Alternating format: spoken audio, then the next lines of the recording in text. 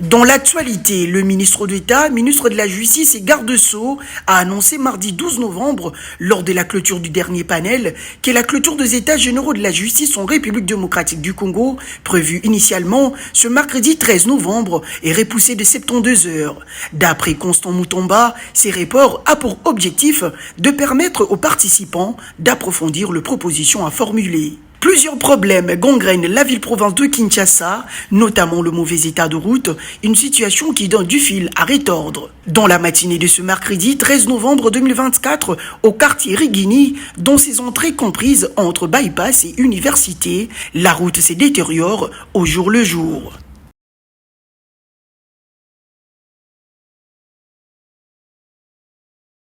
Le mauvais état de route dans la ville-province de Kinshasa fait couler beaucoup d'encre et salive. Dans un constat fait ce jeudi 13 novembre, dans la matinée sur la route Rigini, aux sorties et entrées des avenues Bypass et Université, se trouve dans un état de délabrement avancé. Cela, à cause de trous béants jonchant cette partie de la voirie de la ville de Kinshasa, perturbant le trafic routier sur cette voie menant vers l'université de Kinshasa. Face à cette situation, les usagers de cette route n'ont pas manqué d'exprimer leur regret vis-à-vis de cet état désastreux de la route.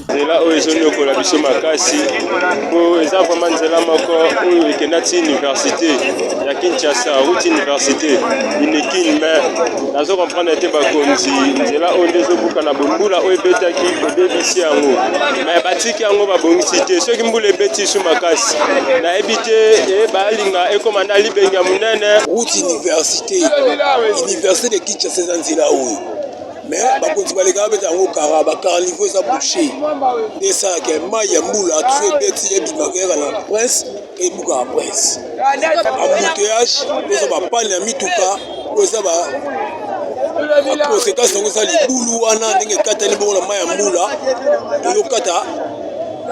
Plus loin encore, dans son croisement de l'avenue Parc Virunga, avec le Dalet enlevé, les jeunes de ce coin se sont organisés en mettant le bois pour servir de passerelle en échange de 500 francs congolais pour l'aller et le retour.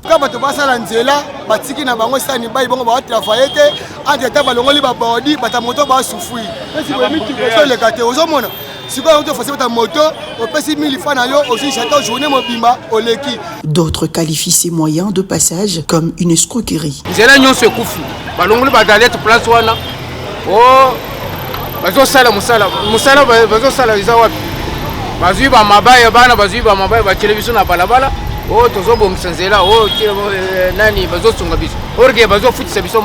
Les autorités urbaines devraient s'impliquer car le problème de routes délabrées reste une situation qui fait couler beaucoup d'encre et salive dans la ville-province de Kinshasa. Et la réhabilitation de ces dernières pourrait pallier au problème d'embouteillage qui ronge la ville-province de Kinshasa.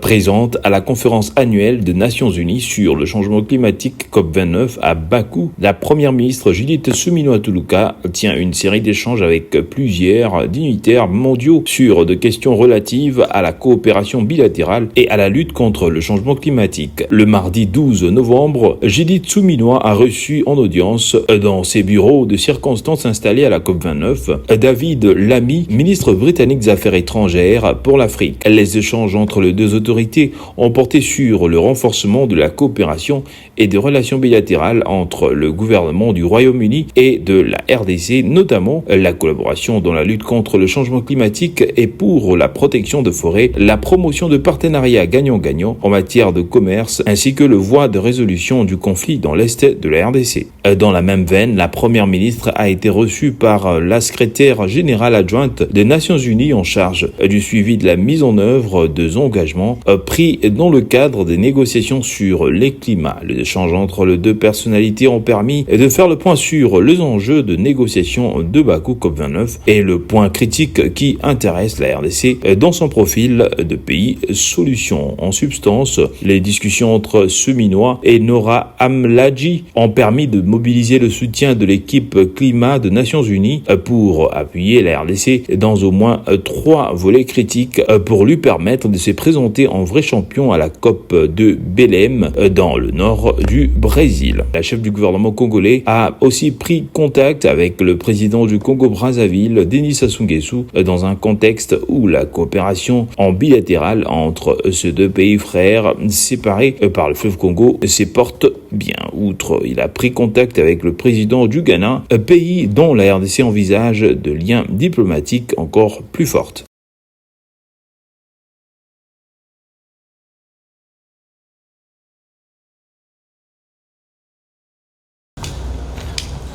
Prévu le mercredi, la clôture aux États généraux de la justice en RDC a été repoussée de 72 heures pour permettre aux participants de poursuivre leurs travaux en atelier. La justice est transversale et nous avons voulu faire participer tout le monde, contrairement aux travaux de 2015 où seulement les élites avaient été sélectionnées, a déclaré le ministre d'État en charge de la justice, Constant Mutamba, après le dernier panel afin d'approfondir les propositions à formuler. Il a invité le participant à s'engager pleinement dans les ateliers de réflexion qui se tiennent au fleuve Congo Hôtel et au Palais du Peuple où se déroulera également la cérémonie de clôture. Ouvert le 6 novembre par le président Tshisekedi, les États généraux de la justice se déroulent sous le thème « Pourquoi la justice congolaise est-elle malade? Quelle thérapie face à cette maladie ?» Malgré cette initiative, 4 syndicats de magistrats dont le CINEMAC, les JUSI, le CICREMAC et le CIMCO ont exprimé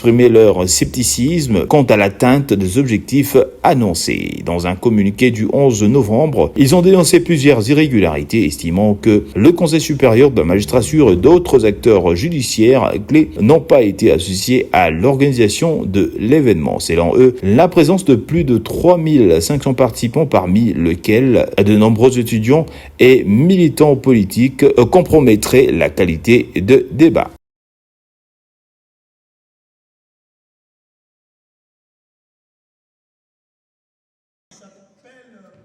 La 4e journée des États généraux de la justice congolaise a connu une ambiance électrique avec la participation de l'inspecteur général des finances, chef de service, Jules Alingué-Tekei, samedi 9 novembre 2024 au centre financier de Kinshasa. Dressant l'état des lieux de la corruption et du détournement des deniers publics, le gendarme financier de Félix-Antoine Tshisekedi Tshilombo a proposé 6 remèdes comme réponse judiciaire au fléau de la corruption en RDC, notamment la mise en place d'un parquet financier. Premièrement, il faut la création et la mise en place d'un parquet financier. Pourquoi?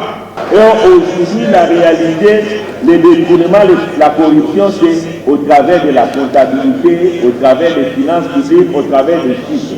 Donc nous avons du mal. Quand nous avons des dossiers, on peut passer 1 mois, 2 mois. Tout d'abord, il faut expliquer au ministère public les dossiers de manière à ce que lui puisse porter cela et être capable d'amener la personne vers les juges. Des applaudissements frénétiques au début, pendant et après ont animé l'intervention du patron de l'IGF. Pour Jules Alingué-Tekei, la mauvaise gouvernance financière publique a contribué à l'aggravation de la maladie de la justice. Aussi, les gestionnaires publics doivent être dépouillés de leurs immunités car ils gèrent 80% des ressources de l'État, a-t-il dit, sous des ovations interminables de l'assistance. Beaucoup les gens le disent, ici c'est encore la mauvaise gouvernance, les détourneurs qui mettent la justice en difficulté en détournant les moyens de l'État et en privant la justice des faits de fonctionnement, de l'amélioration des conditions de travail et même de l'amélioration des conditions financières. Donc moi je voudrais que les magistrats, quand ils sont devant les détourneurs, ils considèrent que voici les auteurs de leur malheur. Donc il faut les traiter avec rigueur. L'inspecteur général des finances, chef de service, Jules Alingué-Tekei, a été vivement félicité par le ministre d'État et ministre de la Justice et garde des Sceaux, Constant Mutamba, pour son intervention de haute facture à ces assises organisées sous le haut patronage du chef de l'État, Félix-Antoine Tshisekedi Tshilombo, en vue d'une thérapie pour guérir la justice congolaise.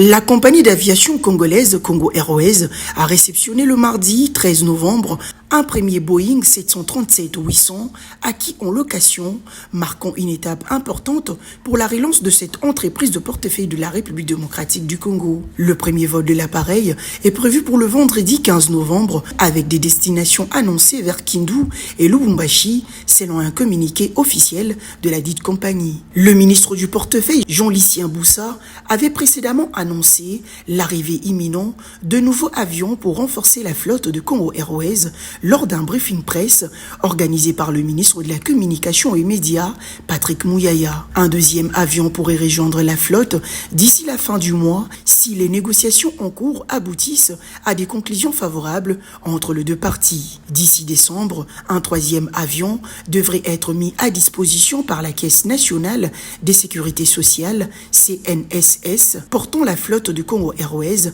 à 3 appareils. Fondée en 2014, Congo Airways a vu sa flotte se réduire de 4 à 2 avions actuellement immobilisés pour des raisons techniques.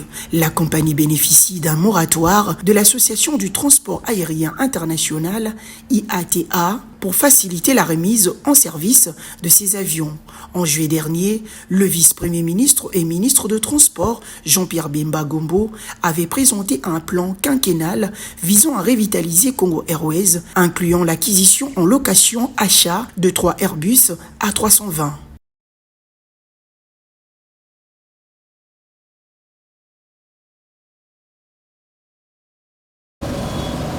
En proposant de produits et de soins accessibles, au savoir-faire exigeant, l'anglerie s'impose comme la référence et sublimer la beauté de mains et de pieds pour affirmer le mieux-être de chacune chaque jour. Il est midi ce mercredi 13 novembre, le soleil est au zénith, la journée est très mouvementée au rond-point magasin. Au croisement des avenues Oyua, Kasavubu et Ngouma se développent des établissements proposant des services d'embellissement de ongles. Dans différents salons de la place, on voit le vernisseur à ongles prêt à offrir leurs services et à redorer le blason de ce métier, autrefois à la disposition de tous. Ça n'a pas bien pendant la journée, mais biso comme va mettre pour confirmer que nous sommes malades, les clients de nous confirmera biso que oui, ça va bien comme maman va jouer Fallon, séduite par le professionnalisme et la qualité du service de ce salon à ongles, évoque les réalités qui la fidélisent qu'est d'attendre le vernisseur ambulant. Pour ce professionnel, ces métiers d'onglerie assurent sa survie et son épanouissement dans son petit monde socio-professionnel.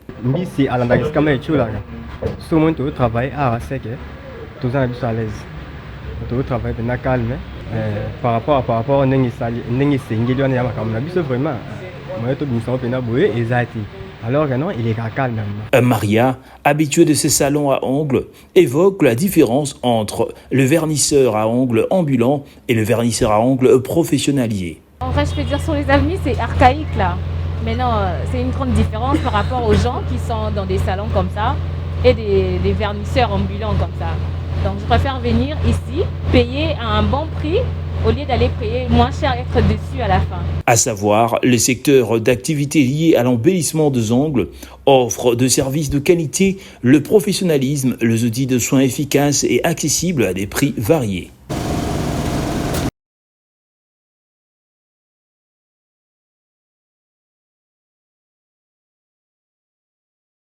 Nous sommes au rond-point magasin, sur l'avenue Oya, dans la municipalité de Ngaliema, où se professionnalise de plus en plus la coiffure moderne femme, avec l'apport de nouveaux modes et produits pour le soin des cheveux féminins. Ces métiers se déroulent dans différents salons de coiffure de la capitale congolaise, où nos reporters ont fait un constat. Tout ça, coiffure professionnelle, tout ça, la coiffure mixte. Tout ça, limité, tout ça, coiffure, créativité, tout créaka. Tout ça, la mariage, donc tout ça vraiment coiffure mixte. Tout ça, le matériel professionnel, tout ça utilisé awa, tout ça pink, tout ça goutte bi, col goutte bi, ce qui est posé en relance.